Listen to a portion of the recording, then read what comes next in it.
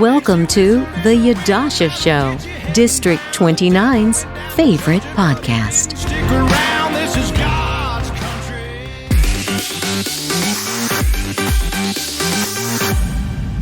Stephanie Phillips is a proud Blue Star mom who spent her entire 30-year career in Las Vegas real estate. As a single mom for the last 16 years, she understands the struggles many Nevadans face. She believes that career self-serving politicians in Washington are not the answer. Stephanie is running for the United States Senate, representing Nevada, and she's here with us now. How you doing, Stephanie? I'm doing great. Thanks for having me. Well, we're thrilled to have you here. We know you've got a huge agenda that we want to hear more about, and so Yadusha, take it away.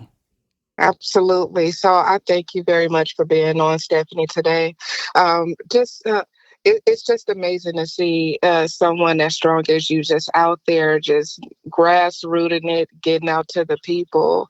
I'm just curious, out of all, because we have a lot of people running for U.S. Senate, what makes you stand out versus them? You know, I'm different than any of the other candidates. First, that because I've been here for so long, I've been here now 31 years. And my kids were born and raised here. Nevada is my home.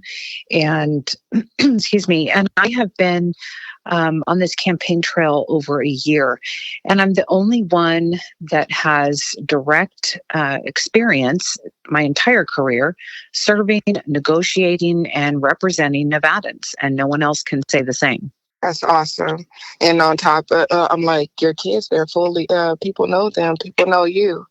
Now, as far as the economy, it's the top priority for many voters. What strategies do you support to promote economic growth and job creation in the Valley? You know, I have talked about this, and our number one problem with that has been record inflation. And we have seen interest rates rise, and we need to get those down so that people can afford homes. And we need to stop spending at the federal level. They have been spending recklessly, and our tax dollars are going everywhere, but we need to put them in our country, secure our border, and put them towards American citizens. And we need to support our small businesses. And as you know, during COVID, a lot of those were destroyed. And that's a main reason that I got into politics was during COVID and all the things that they did to us and to these small businesses. And it's a shame. I agree. Now, how will you work to address that national debt and ensure responsible budgeting? Well, I would move for a balanced budget. We haven't seen a balanced budget in a really long time. And we keep spending more money than what we're bringing in. It's common sense. And we see these career politicians that have been in there for decades, and they have been spending and spending and spending. And we see all the pork that goes into these huge spending packages, and that needs to stop. We've had hundreds of millions of dollars go to the Middle East for gender studies and among a ton of other things that is just wasteful spending. And also the federal government needs to be audited instead of having 87,000 IRS agents hired and auditing Americans. We need to be auditing the federal government and see where this money is going and find where all the waste is and fraud and get that money back into the American people's hands. Absolutely. It just kills me how much they put into the IRS, but they haven't put much into immigration. What's your thoughts on the immigration and how that's looking? That's absolutely right. I have been to the border. I believe I'm one of two in my race that have been to the border this cycle. I was just there in March, and I saw firsthand what is happening, and I interviewed dozens and dozens of illegals. I didn't go there for the photo op. I didn't go there with a film crew and photographers and a whole entourage. It was me, and I took a bodyguard with me, and I talked to these people, found out where they were coming from, how they were all flown in. None of these people were from Mexico. Oh, wow. Yeah, not one. It was all these other countries, and it was stunning. And you see down there, I was at the Arizona-Mexico border, and you see where the wall ends in many places. and they know exactly where to come in, and they come down the border road there, and the NGOs have set up these camps with food and water. They know where to get that, and then Border Patrol comes to pick them up and takes them to the next camp, and then they're shipped all over the country, and all of this is happening on our dime. So we need to stop funding that, and we need to fund our Border Patrol. We need to support them. We need to finish the wall. We need to close the border, get it secure, and then do a mass deportation of these millions of illegal invaders that have been allowed to come into our country. I completely agree. And the problem is that there's so many cities that's all of a sudden turning into sanctuary cities like Las Vegas. And I'm like, we need to make a change on that. We should not be a sanctuary city. Oh, you hear about all of these cities around the country where these people are flooding in and they're taking over hotels. They are taking over the services that are meant to be for American citizens, and that's being given to them. Also, they're serving illegals at the VA before our veterans. And it is stunning to see what is happening, and our own government is allowing this. So I believe we need to overhaul DC. We need to get these career self-serving politicians out of DC, get new blood in there.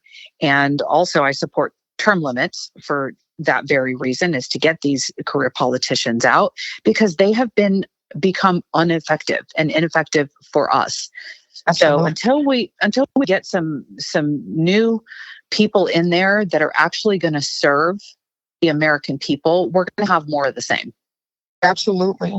And in order to do that, we do need more conservative voices in there. Right now, we are looking at majority Democrat. How would you work across the party lines to find common ground and advance legislation to benefit everyone? You know, in my career, I have worked with people from different political views, different cultural backgrounds, and I work well with everybody. And my clients, regardless of what their political views are or their backgrounds, they trust me implicitly.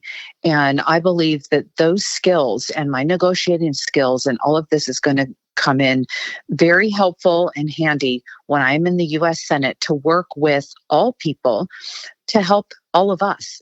And I think that's really important. I completely agree. That's amazing.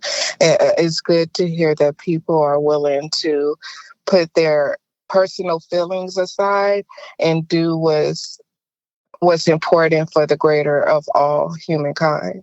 And that's what we need. We absolutely do. And a lot of these people that are in Washington that have been there forever, they completely forget about us back here at home. And Absolutely. we see it time and time again. And we just need a huge change. And we need to get people united and together and to get them out to vote, because it's amazing to me how many people still sit home and don't vote and don't participate. And especially in our primary election, we've got that coming up, as you know, and we're in the early voting stages right now. And I was looking at these numbers this morning, and it's just not enough. Having less than 25% of people vote that are registered in our primary election is just, we've got to get those numbers up. Absolutely. Just in my district alone, over 80% do not vote. Mm-hmm. Out of almost 50,000 people, 80% in the primary. It's an absolute shame. And people want change. People want things. They want to save our country. People feel like we're losing our country and our traditional American values. And I tell people, you know what? You can't sit there and complain if you're not doing anything. Get involved. Vote, volunteer, donate. There are so many ways to be involved in politics. And I realize a lot of people don't like politics and they shy away from it. And they don't want to be in a controversial situation. But this is our country. Our country is on the line. And 2024, I believe, is our last stand. And if we don't get it together and if we don't unite and stand up and vote, then we're going to lose our country. Absolutely. This is our year to make a huge change, whether it is somebody that you don't fully know, get to know them. Do your research. I always tell people, do your research. Look at people. Don't just go in voting and with blinders on. Make that change, not just for you, but the generations to come. I totally agree. And I got into politics during the COVID period because of what they were doing to us. And it was completely un-American and unconstitutional. And I supported a lot of candidates in the last cycle. I joined clubs. I joined the county party, the state party. I had a podcast. I did everything I could to be involved. Right. Go to so That's many actually also when I started getting more involved in the Republican Party was during COVID, because I was like, this just don't seem right, and nothing feels normal. Nothing's making sense. These new laws, these new rules. I'm more scared than ever. And and I see people not even coming out their house. I know people that haven't came out their house since 2019. It's incredible. And it's sad. It is really sad to see what happened. And they are tearing away at our liberties and freedoms. And they are shredding the Constitution daily by allowing this invasion into our country. So many things that we see going on. We have a two-tier justice system. They have weaponized the DOJ and the FBI. I can just go on down the line. And we need to stand up and fight back. Hey, I would like to ask a question of Stephanie, if that's okay. Absolutely. Yeah, Stephanie, what does it mean to be a Blue Star mom? I'm a military mom, and my son serves the country. He just commissioned and graduated from SUU, and he's an officer and a second lieutenant now in the U.S. Army. And he actually leaves Saturday, and he's going to be gone for 9 months and doing a lot of training. He's going to go to Ranger School. And then he aspires to be a Green Beret. And my brother-in-law is a Green Beret, and my kid's father is a retired lieutenant colonel with the Air Force. He served for 25 years, and he is following in those footsteps, and I'm so proud of him. And Stephanie, I as I was listening to you talk, I kind of heard a lot of Donald Trump in what you say. Where do you stand on Trump? I have supported Trump. I have voted for him twice, and I will be voting for him a third time. And that will be the third time he gets actually legally elected, in my mind. Right. Yeah, he is. I know people don't like some of the things he says or how he says them or his personality, but to me, I really appreciate somebody who is not politically correct who just says it how it is. And he says things people are thinking but don't have the courage to say. And he has stood up for the American people. And today, the jury is deliberating. Yes. And these political persecutions is what I call them. They have targeted him. It's Biden's political adversary. And I believe they have all colluded together to go after him. And it's an absolute shame to see what's happening. But he is standing up for all of us, and we need to stand up for him. That's right. This is election interference. This is actually what they're now terming lawfare.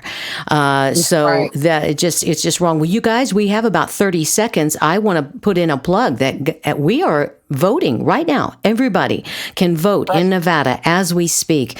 And Stephanie Phillips, you are running for the Nevada State, not Nevada State Senate. You're running for the United States Senate.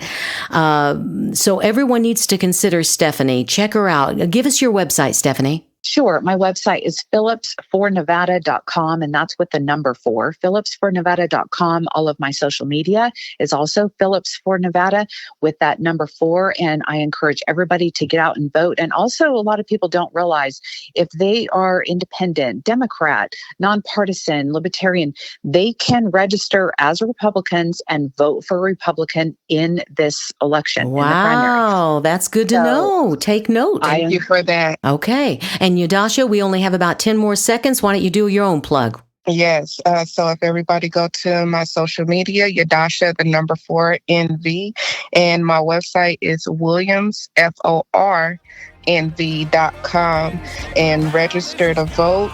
And I will see you at the polling lines.